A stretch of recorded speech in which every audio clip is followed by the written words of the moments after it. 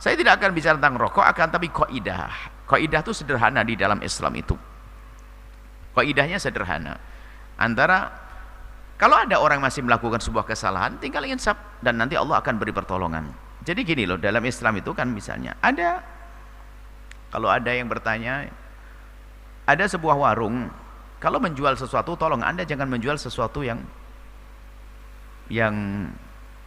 membuat orang lain sakit dong, membuat orang lain rusak. Sehingga kalau ada seorang jual es krim, cuman ternyata terbukti es krim itu adalah es krim yang membahayakan, rupanya ada yang hasut, ada es krim kok kaya banget, duitnya banyak ini, setiap hari pembelinya sampai ribuan, wah ini kaya, ada yang hasut, diambil sampelnya satu es krim, dilihat di laboratorium, ternyata di situ terdapat sesuatu yang membahayakan kesehatan.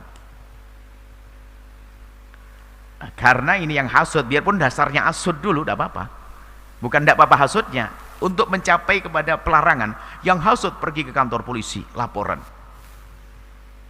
Kantor polisi akan menangkap karena ini membawa sesuatu yang menjadikan orang sakit. Kantor polisi nggak akan terlalu kuat kalau saya hanya larang, nanti orang masih saja menyalahkan, mau enak kok. Maka langsung hubungi dengan majelis ulama. Majelis ulama, ini ada minuman yang membahayakan. Memang senang orang, hanya bentuknya es saja. Mohon maaf, yang punya es krim bukan berarti es krim Anda ini. Es krim Anda masih sehat. Saya hanya sebuah contoh saja. Cuman di dalam ini dimasuki sesuatu yang menjadikan orang jadi senang, kecanduan, senang, tapi ini sangat membahayakan.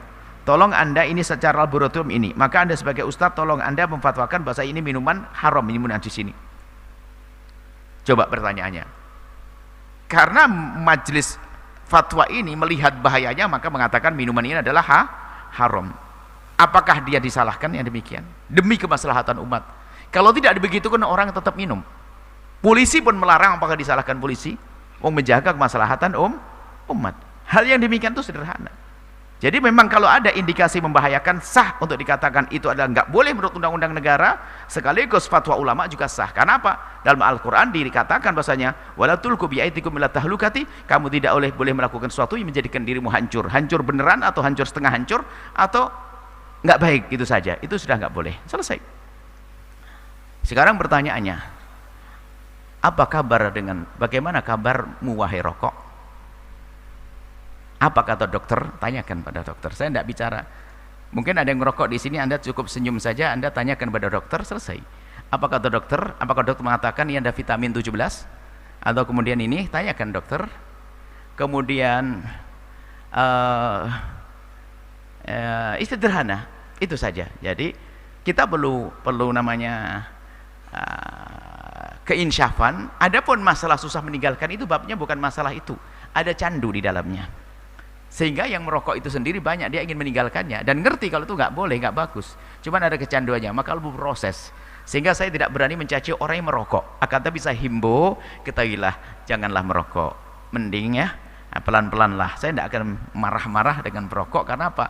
Kata pengakuan perokok itu menghilangkan rokok susah. Sampai kata mending lapar daripada tidak merokok. Karena ada candunya di situ.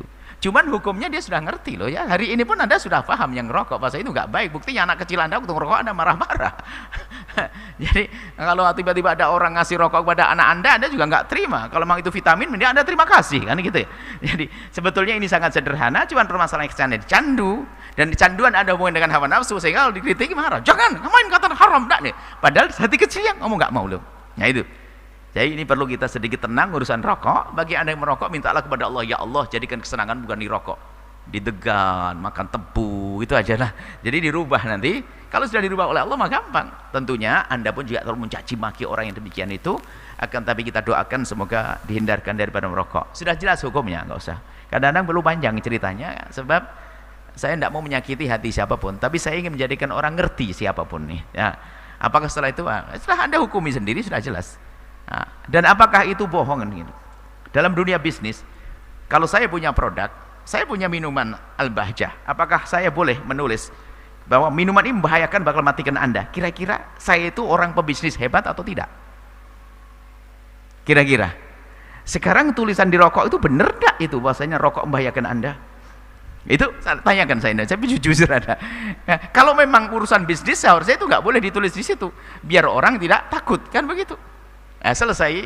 Jadi biarkan Anda, bagi Anda yang masih merokok, cukup minta pada Allah dan minta petunjuk, minta bimbingan agar segera diganti dengan yang enak-enak deh, bukan yang pahit-pahit.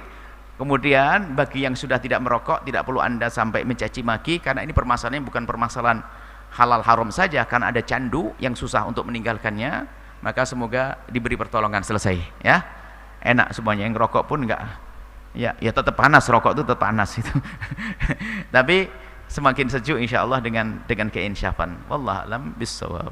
Setelah Anda menyaksikan video ini, jangan lupa berselawat kepada baginda Nabi Muhammad sallallahu alaihi wa alihi wasallam.